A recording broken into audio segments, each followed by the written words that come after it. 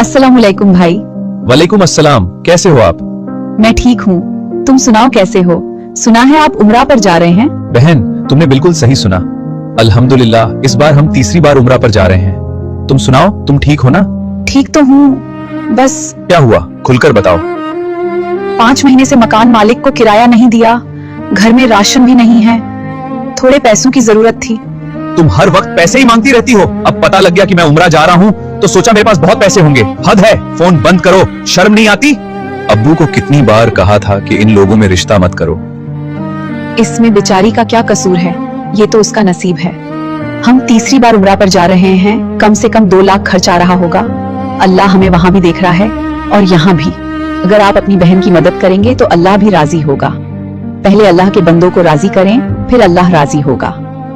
मुझे नहीं लगता आपकी बहन ने पहले कभी कुछ मांगा होगा, बहुत मजबूरी में फोन किया होगा।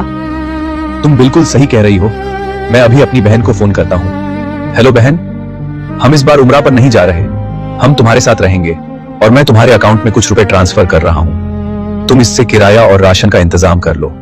मेरी दुआ है अल्लाह तुम्हें हमेशा खुश रखे। मैं आपका एहसान कभी नहीं भूलूंगी। अल्लाह आप जैसा भाई सबको दे।